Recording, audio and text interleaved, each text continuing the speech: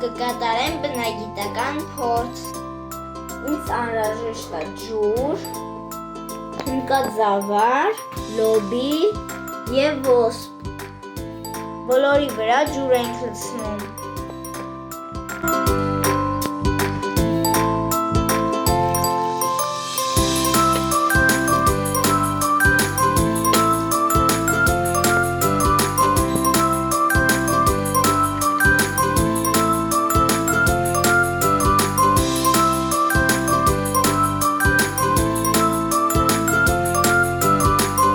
Դե ինչ, սպասենք մեկ օր։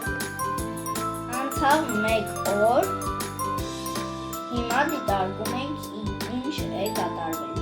Ահա և արդյունքը, բոլորը ուռչը մեծացել են, հնդկաձավարը փափկել է,